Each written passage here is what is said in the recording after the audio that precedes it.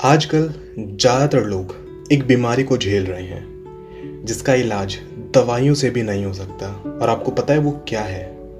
वो है over thinking, ज़्यादा सोचना। और ज़्यादा सोचना अपने आप में ही एक नेगेटिव सोच को जन्म देता है, या कहें तो नेगेटिव सोच को ही बनाता है। क्या आपके साथ कभी कुछ गलत हुआ है? क्या कभी किसी ने आपके साथ गलत किया है? और क्या आप उसके बारे में हर समय सोचते रहते हैं?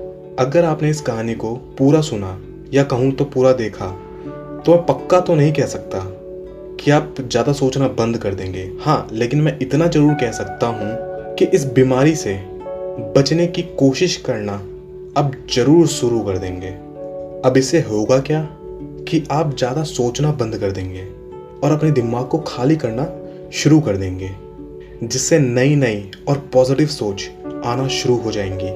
और यही तो मैं चाहता हूँ कि आप लोग पॉजिटिव सोचें और हमेशा खुश रहें। तो मेरी एक छोटी सी रिक्वेस्ट है आपसे, इस कहानी को एंड तक जरूर सुनिएगा। ये कहानी है एक गुरु और उनके शिष्य की, जो कि ब्रह्मचारी होते हैं। और ब्रह्मचारी का मतलब होता है जो कि शादी विवाह नहीं करते और मोह माया से दूर रहते हैं।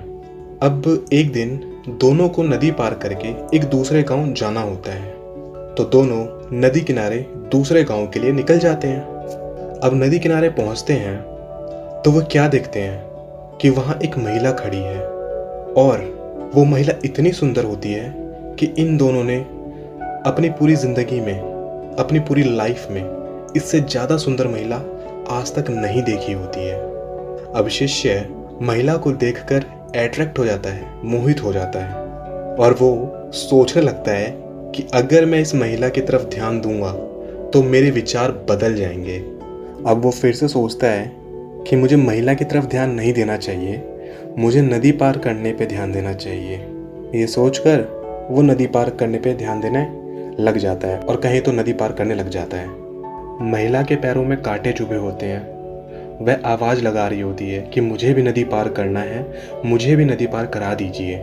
पर वो शिष्य महिला की तरफ ध्यान नहीं देता और नदी पार कर लेता है। अब वो दूसरे किनारे पे पहुंचकर देखता है कि जो गुरुदेव होते हैं वो उस महिला को अपनी बाहों में उठाकर धीरे धीरे नदी पार करा रहे होते हैं। अब नदी पार करा के गुरुदेव उस महिला को उतार देते हैं, और गुरुदेव और शिष्य दोनों जंगल की ओर निकल जाते हैं। अब जब दोनों जा रहे होते हैं तो शिष्य से रहा नहीं जाता, और वो पूछ ही लेता है कि गुरुदेव एक बात बताइए, हम जिस नियम का पालन करते हैं उसके अकॉर्डिंग, उसके अनुसार हम किसी महिला को नहीं छू सकते, तो आपने उस महिला को अपनी बाहों में कैसे उठा लिया? ये तो हमारे नियम के खिलाफ है, ये तो हमें अलाउ ही नहीं है। ऐसा आपने क्यों किया, मुझे बताइए। अब गुरुदेव मुस्कुराते हैं और बोलते हैं, मैंने तो उस महिला को कब का नदी के किनारे उतार दिया, उठा तो तुमने रखा है। अभी तक तुम उस महिला को लेकर चल रहे हो अपने साथ, बाहों में नहीं तो दिमाग में ही सही। तो विचार को सही करो, मैंने तो उस महिला की बस मदद की है।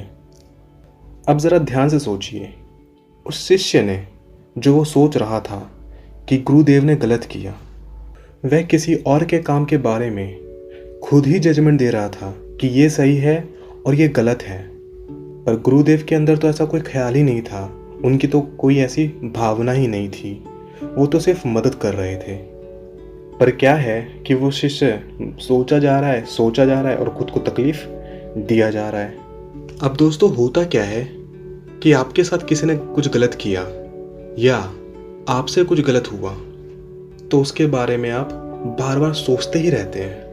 तो उससे होता यह है कि आप अपने आप को बार बार तकलीफ दे रहे होते हैं और सोचते हैं कि मेरे साथ ऐसा हुआ, मेरे साथ वैसा हुआ, मेरे साथ ये नहीं होना चाहिए था, उसने ऐसा क्यों कर दिया, और अपने आप को नेगेटिविटी से भर लेते हैं। यहाँ गौर कीजिए उस बात पे जो गुरुदेव ने कहा कि मैंने नहीं उठा रखा, उठा तो तुमने रखा है अपने दिमाग में।